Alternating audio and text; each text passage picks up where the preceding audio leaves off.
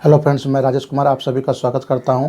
आज हम लोग इनइक्वालिटी चैप्टर का डिस्कशन करेंगे, जो कि बैंक का बहुत ही इंपॉर्टेंट चैप्टर है। आप किसी भी बैंक का एग्जाम दीजिए, उसमें इनइक्वालिटी का 5 क्वेश्चन जरूर रहता है और बहुत ही आसान सा चैप्टर है। जब आप पूरा क्लासेस कर लेंगे, देखिएगा आपका क्वेश्चन, मतलब आप स्क्रीन में क्वेश्चन देखिएगा, आंसर कीजिएगा। बहुत ही आसान सा है, लेकिन उसके लिए आपको पहले शुरू का कंसेप्ट आपको समझना होगा। तो चलिए हम लोग शुरू करते हैं इनइक्वालिटी चैप्टर। और ये रेलवे में भी पूछा जाता है, रेलवे में 1-2 क्वेश्चन पूछा जाता है और बहुत आसान पूछा जाता है। लेकिन बैंकिंग में 5 क्वेश्चन पूछा जाता है और इसका लेवल थोड़ा सा हाई होता है। तो एकदम हम लोग बॉटम से लेकर के टॉप तक चलेंगे, तो सारा क्वेश्चन एक एक करके करेंगे। पहले हम लोग इसका थ्योरी समझते हैं कि इसका क्या कंसेप्ट है।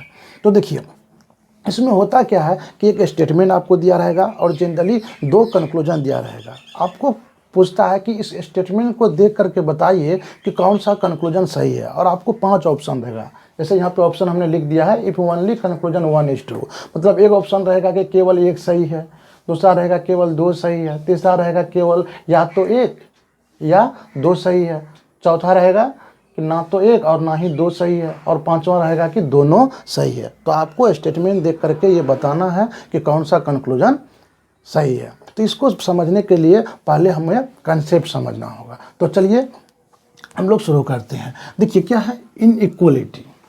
इनइक्वालिटी में क्या है कि इक्वल के पहले इन लगा है। इक्वल क्या है? मैथमेटिकल साइन है। तो क्या है? असमानता, मतलब अलग अलग डिफरेंट आपको एलिमेंट दिया रहेगा, उसके बीच आपको रिलेशन बनाने कहेगा कि बताइए रिलेशन क्या होगा। तो मतलब क्या है? असमानता। जैसे क्या इक्वल है, तो इसमें क्या है कि ये मैथमेटिकल साइन है। इक्वल टू क्या है? इक्वल टू क्या है? मैथमेटिकल साइन है। तो इसमें मैथमेटिकल साइन के रूप में क्वेश्चन पूछा जाता है। ऐसे तो केवल बराबर ही में साइन नहीं हुआ, इसमें क्या क्या साइन होता है? Greater than, less than, equal to. ये तीनों क्या है? मैथमेटिकल साइन है। तो ये 3 साइन अपने आप में 100% है, लेकिन इन तीनों को मिलाकर के 2 साइन और बनता है, और वह क्या है? वह है ग्रेटर इक्वल और लेस इक्वल। तो ये तीनों जो है, ये तीनों अपने आप में 100% है, और ये दोनों जो है ये क्या है? 50-50 है। ये दोनों 50-50 है या 50% कहिए। क्योंकि देखिए इसमें क्या है? ग्रेटर भी है और इक्वल भी है। कह रहा है कि बड़ा भी हो सकता है और बराबर भी हो सकता है। ये कह रहा नहीं, इसमें क्या है?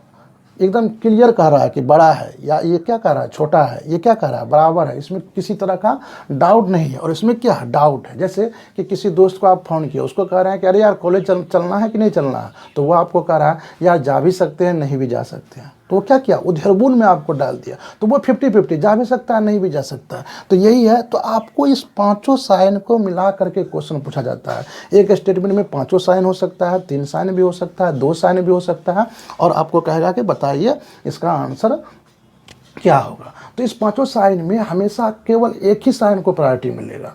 तो किसको हम प्रायोरिटी दें? 5 साइन में किसको प्रायोरिटी दें? ग्रेटर देन को दें कि लेस देन को दें कि इक्वल टू को दें या ग्रेटर इक्वल को दें?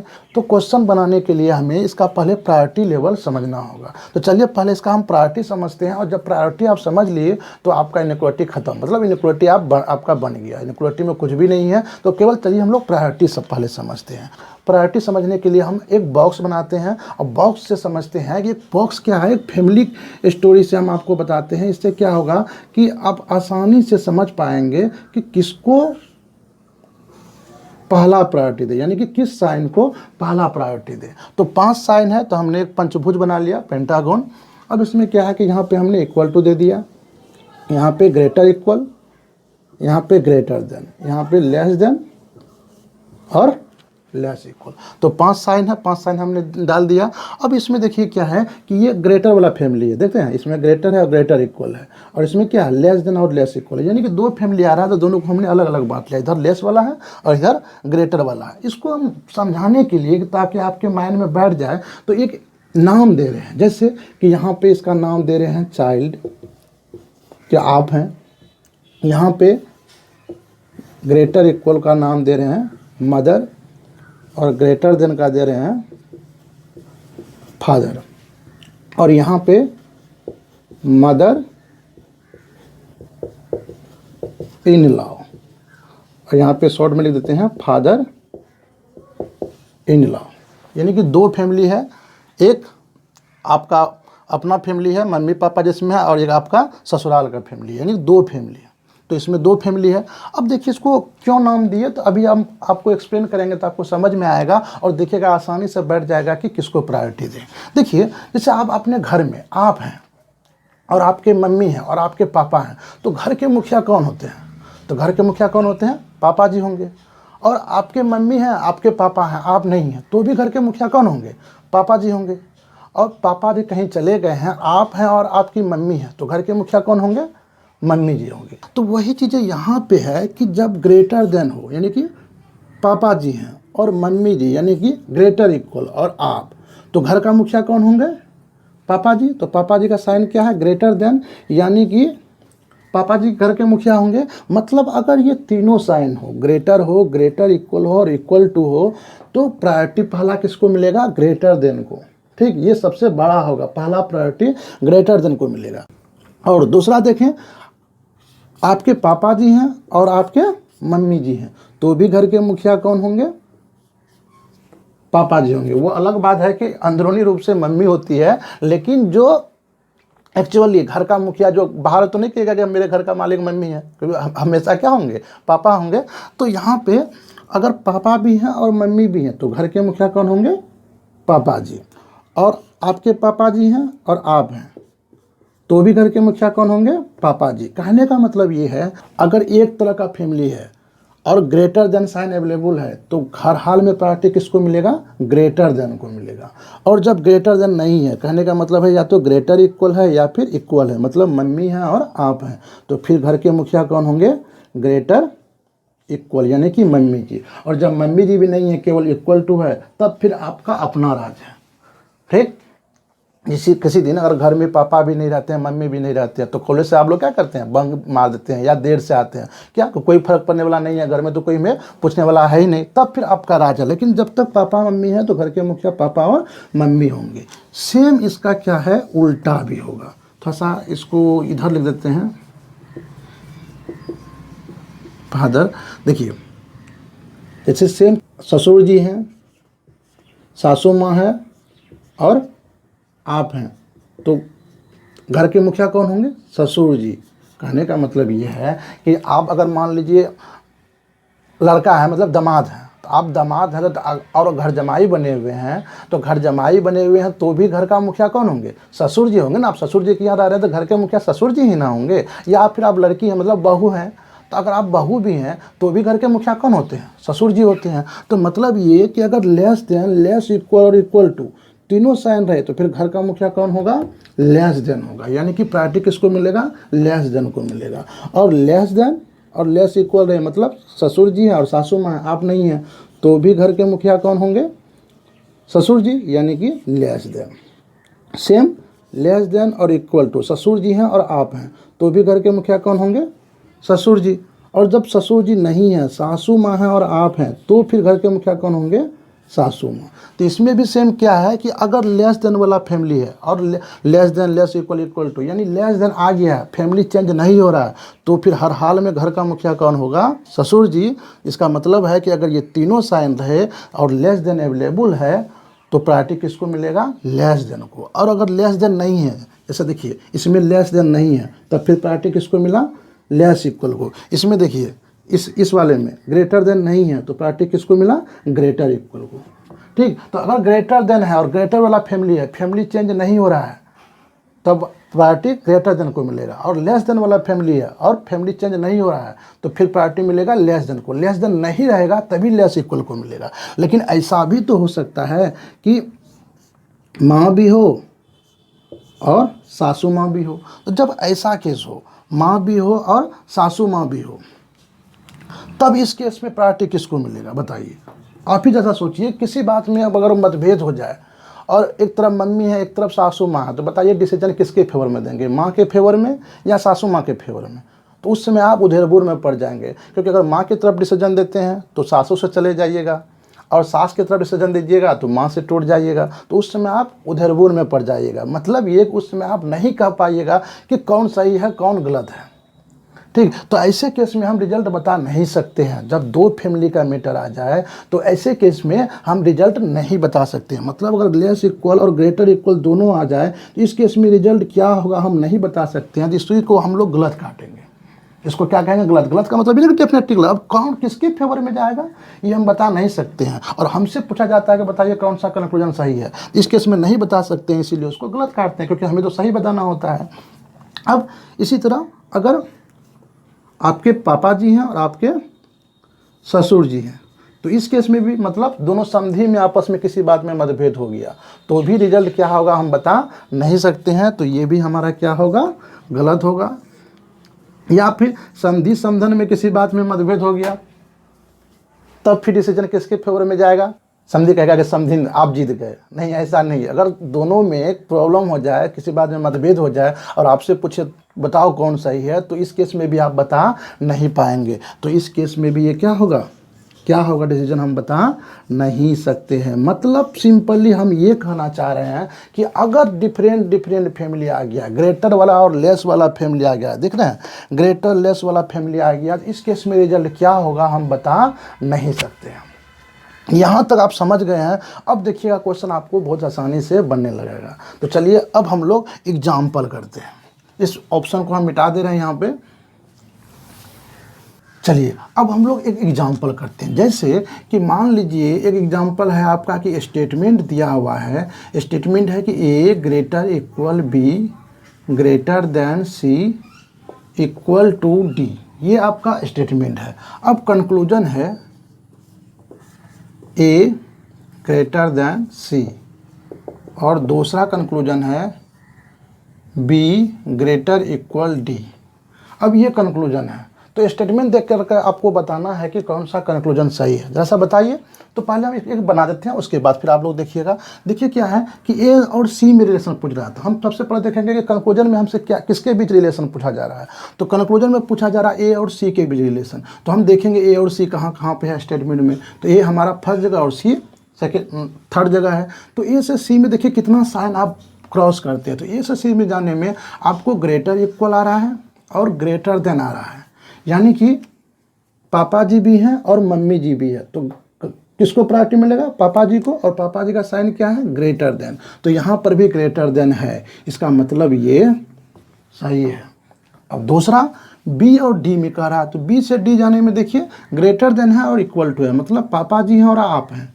तो घर के मुखिया कौन होंगे, पापा जी। तो पापा जी का साइन है ग्रेटर देन। तो यहाँ पे ग्रेटर देन है नहीं है, यहाँ पे मम्मी वाला साइन है। यहाँ तो मम्मी आई ही नहीं है, यहाँ पे तो पापा और आपके बीच का बात है, तो मम्मी बीच में कहाँ से आ गई, और यहाँ पे मम्मी का साइन है। इसका मतलब ये कंक्लूजन क्या है, गलत है। तो इसका आंसर कौन सा हो जाएगा कि ओनली वन इज ट्रू। तो समझ गए होंगे। तो इसको समझ गए तो एक एग्जाम्पल और, जैसे दूसरा क्वेश्चन है कि जैसे दिया हुआ है P greater than Q less than R greater than G equal to H। ये मान लीजिए दिया हुआ है। ये क्या है, स्टेटमेंट, और ये क्या है, कंक्लूजन। तो पहला कंक्लूजन है आपका P ग्रेटर देन R, और दूसरा है H लेस देन R। अब आपको इस स्टेटमेंट को देख करके इस दोनों कंक्लूजन का आंसर करना है। तो बताइए क्या होगा, पहले आप बना लीजिए फिर मिलाइएगा। देखिए P से R में हमें रिलेशन कर रहा है, तो हम देखेंगे P और R में कितना साइन हमें जाना पड़ रहा है। जब P से आप R में जा रहे हैं, ग्रेटर देन और लेस देन, यानी कि आपका फैमिली और ससुराल वाला फैमिली दोनों आपस में है। तो जब आपका फैमिली और आपके ससुराल का फैमिली का मैटर आ जाए, तो ऐसे केस में हम रिजल्ट नहीं बता सकते हैं। मतलब ये क्या है, गलत है। यहाँ क्या होगा हम नहीं कह सकते हैं, इसीलिए इसको गलत काटेंगे। ठीक। अब यहाँ पे H और R के बीच रिलेशन करा, H से आपको R जाने के लिए कह रहा है। तब H से R जाइएगा, तो इधर से पढ़िएगा। जब आप इधर से पढ़ेंगे तो बराबर देन और लेस देन। देखिए तो इसमें तो कन्फ्यूजन नहीं होना चाहिए। देखिए जैसे ये है कि ये ग्रेटर है, इधर से पढ़ेंगे तो आप ग्रेटर, और इसी को इधर से पढ़िएगा तो लेस देन, और इसको जैसे इसको पढ़ रहे हैं इधर से पढ़ रहे हैं लेस देन। अगर लेकिन आप राइट साइड से पढ़िएगा तो क्या होगा, ग्रेटर देन होगा। तो सेम चीज़ें यहाँ पे H और R में रिलेशन कर रहा है। तो जब H से R इधर से चलिएगा आप, तो ये बराबर और ये उल्टा पढ़ रहे हैं, तो क्या होगा, ग्रेटर का क्या हो जाएगा, लेस। तो बराबर और लेस देन, तो बराबर और लेस देन मतलब आप हैं, लेस देन में कौन आते हैं, ससुर जी। तो प्रायोरिटी किसको मिलेगा, ससुर जी को, और ससुर जी का साइन क्या है, लेस देन, और यहाँ पर भी क्या है, लेस देन। मतलब ये क्या है, सही है। या फिर आप इसको अगर दिक्कत है ना, तो इसको आप उल्टा दीजिए, R ग्रेटर देन H कर दीजिए। इस दोनों को उल्टा, इस दोनों को अगर पलटिएगा तो साइन भी पलटेगा। हमने इस दोनों का पोजीशन पलटा तो साइन भी पलट दिया, तो आर से एच के बीच रिलेशन आया। तो आर से एच रिलेशन देखिएगा तो ग्रेटर देन और इक्वल टू, प्रायोरिटी किसको मिलेगा? ग्रेटर देन को, क्योंकि पिताजी हैं और आप हैं तो मुखिया कौन होंगे? पिताजी। तो यहाँ पिताजी वाला साइन है, मतलब ये क्या है? सही है। तो अगर आपको उल्टा चलने में दिक्कत हो तो आप उसके पोजीशन को बदल दीजिए, और जब पोजीशन को बदलेंगे तो इसका मतलब क्या है? साइन भी बदलेगा। तो इन चीज़ों का केवल ध्यान रखना है। तो अब आप समझ गए। तो अब और हम आपको 5-6 एग्जाम्पल देते हैं, उसका आप आंसर कीजिए, और वो 5 क्वेश्चन सही आना चाहिए आपका। चलिए, और हमने कुछ क्वेश्चन लिखा है, 2 क्वेश्चन हमने किया है, 3 नंबर से हमने कुछ और क्वेश्चन लिखा है, और आपको इसको बताना है, आंसर करना है। आप पहले इसको बना लीजिए, फिर मिलाइएगा, ठीक है? बहुत ही आसान सा क्वेश्चन है, पहले आप मिला लीजिएगा फिर बनाइएगा। इससे क्या होगा कि जहाँ पे अगर गलत हुआ तो आपको पता चलेगा कि हमारा क्यों गलत हुआ, सर ने कैसे एक्सप्लेन किया, हम कहाँ पे मिस्टेक किए। तो पहले आप बना लीजिए, अब फिर इसका मिलाइएगा कि आपका कितना सही हुआ। तो चलिए हम लोग शुरू करते हैं। देखिए, जी से ई के बीच रिलेशन कह रहा है, तो जी से ई के बीच रिलेशन देखिएगा। तो देखिए, जी से ई में क्या है कि ग्रेटर देन है, इक्वल टू है, ग्रेटर इक्वल, यानी कि सेम तरह का फैमिली है। तो अब तीनों साइन आ चुका है, तो प्रायोरिटी किसको मिलेगा? ग्रेटर देन को। और यहाँ पे क्या है? ग्रेटर इक्वल है, मतलब मिलना चाहिए पापा को प्रायोरिटी, मतलब घर का मुखिया होना चाहिए पापा, लेकिन बन गई है कौन? मम्मी। इसका मतलब ये क्या है? गलत है, ठीक। अब के लेस देन एफ, के से एफ जाने का रहा, जब के से एफ जाइएगा तो फिर देखिए equal to, greater equal, greater than, तो प्रायोरिटी किसको मिलेगा? ग्रेटर देन को। लेकिन यहाँ पे किसको मिला है? लेस देन को।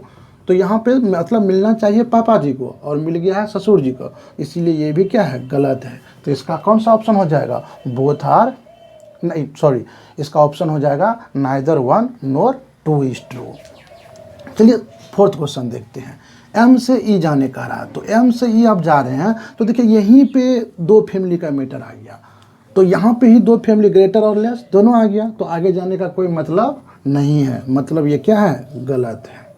अब P से D जाने का रहा, तो जब P से आप D जाइएगा, सेम देखिए यहाँ पर भी क्या है? 2 फैमिली, यहाँ लेस देन और यहाँ ग्रेटर इक्वल है, तो 2 फैमिली आ गया, मतलब ये भी हमारा गलत है। तो इसका भी होगा neither one nor two is true.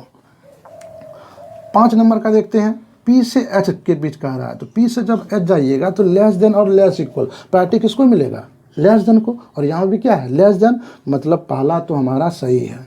K से P में कह रहा है, अब देखिए K से P में अगर इधर से देखिए प्रायोरिटी किसको, इसमें भी तीनों साइन आ गया, इक्वल टू, ग्रेटर इक्वल और ग्रेटर देन, तो प्रायोरिटी किसको मिलेगा?